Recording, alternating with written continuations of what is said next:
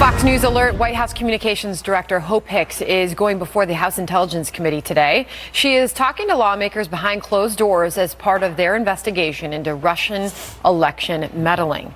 What we don't know yet is how many questions she will answer. This is Outnumbered. I'm Sandra Smith, and here today, Harris Faulkner, the editor of townhall.com, Katie Pavlich, syndicated radio talk show host of the Leslie Marshall Show, Leslie Marshall, is here. And joining us today on the couch, editor-in-chief of the Daily Caller News Foundation, Chris Bedford, is here, and he is outnumbered and ready to go. Good to have you, and good to have you as well. Thanks for having me. Good to see you. All right. Well, a lot of news to get to today. Lawmakers on the House Intelligence Committee are talking to one of President Trump's top aides today. White House Communications Director Hope Hicks is taking questions behind closed doors.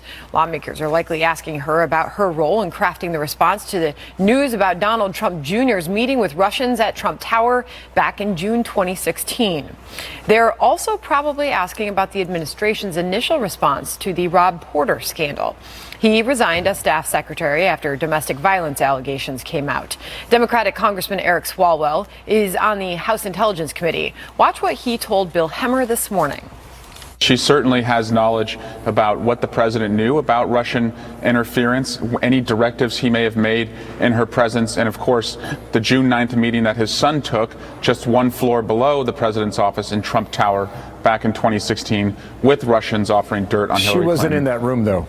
That's right, but a year later, she was a central part of the response, the changing responses that came from Donald Trump Jr. Seemed to be dictated by his father that she was a part of. I also spoke to Republican House Intel member Brad Wenstrup of Ohio this morning. He says they're going to ask the same type of questions they've asked everyone else, but he also took a jab at Democrats. Sometimes this line of questioning is so far off base that it makes my head spin, to the point during one of the breaks one time, one of the Democrats looked at me and said, "Brad, aren't you glad you didn't go to law school?" And I am glad I didn't go to law school, but a matter of fact is I'm on this committee and we're watching this, and I want to stick to the issues and the topic at hand and not try and get off on and go astray in all different types of directions that don't have anything to do with this. That was two House Intel Committee members there. Chief Intelligence Correspondent Catherine Herridge is live from Washington for us. Catherine, what's the latest? Well, thank you, Sandra. Good morning. White House Communications Director Hope Hicks did arrive this morning for a closed-door session before the House Intelligence Committee, and based on a legal source close to the matter, we anticipate Hicks will refuse to answer some questions on the basis of executive privilege. This is the same approach used by former White House Chief Strategist Steve Bannon when he recently testified before the same committee. Investigators, as you mentioned, want to explore what role Hicks played, crafting a statement about the 2016 Trump Tower meeting between the president's son, a Russian lawyer, among others, as well as key moments in the campaign. We hope, obviously, that she'll be fully cooperative. But at this point, I don't know what we can expect, except that we expect her to come in soon, and we hope that she'll fully cooperate. House Democrats say their investigation into Russian interference will continue, but Republicans control the House Intelligence Committee, and they say their report will be finished in a matter of weeks. In a separate development this morning, Rick Gates, who pled guilty Friday to bank and tax fraud charges, as well as making a false statement to the FBI, is now seeing a 32-count indictment dismissed in Virginia with similar charges. This is part of the plea agreement with the special counsel, Robert Mueller. That Virginia indictment was revealed on Thursday and was seen as a pressure tactic to really secure Gates's cooperation and that guilty plea, which we did get on Friday, Sandra. All right, Catherine Herridge, thank you. You're welcome.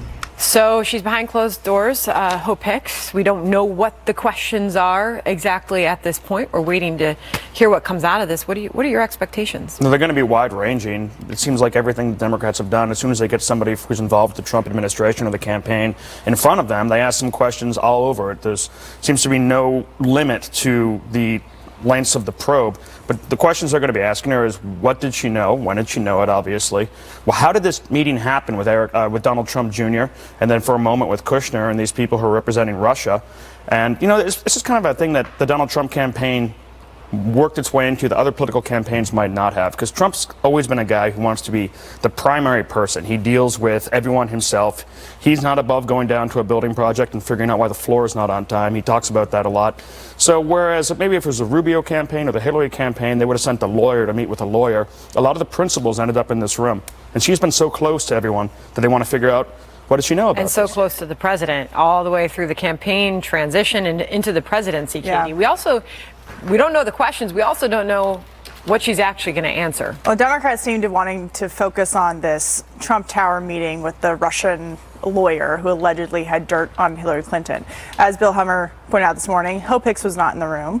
And when it comes to what she knew, she simply wrote a press release. And Democrats have been accusing her of obstruction of justice because she was doing her job and writing a press release to respond to new information that came out about that meeting. So I think that's a complete waste of taxpayer resources to be asking someone who's a communications director why she wrote a press release in response to allegations with the meeting. Further, if we really are, again, as Democrats claim, focused on Russian meddling in the election, trying to prevent it in the future, why aren't they dragging former communications director Jen Psaki in front of the committee to ask about why in 2014 and moving forward the Obama administration didn't do anything? What did Obama know and when did he know it? Why is Ben Rhodes not being asked these questions about why the administration sat by and didn't actually do anything to prevent the Russians from meddling in the election? It's a one-sided proposition. They're constantly dragging Trump administration officials in front of these committees, and if they're really interested in getting to the bottom of what the Russians did, it should be both sides of who was involved, and they should all be asked and answering these questions. And you say wide-ranging, Leslie. Obviously, there's some concern that the questions go beyond the scope of the investigation. I think that's what you heard from Congressman Wenstrup there. I think we see that, quite frankly, on both sides, and that irritates me as a taxpayer. It doesn't matter if it's my team doing it or the other team doing it, and we see it with everyone. I mean, when the Democrats are hating Comey, they're asking questions to try and get them, and we've seen the same with Republicans. With regard to this, Katie, we were agreeing up until a point. Okay? I was getting excited. Making a little progress. I was like, we were agreeing. Hope Hicks was not in the room, but I do believe it's essential that everyone involved is questioned. How much executive privilege is invoked is going to be telling, in my opinion, as to how much she knew. When Bannon just, it was almost like pleading the fifth over and over and over, didn't answer the questions. I tend to say he knows a lot and he's not talking. I don't think we're going to see that coming out of this meeting today. Well, it is kind of, Sandra, just real quickly, an opportunity for the White House. We don't know what executive actions, or not actions, but exceptions that they would want Hope Hicks to make in terms of answering questions.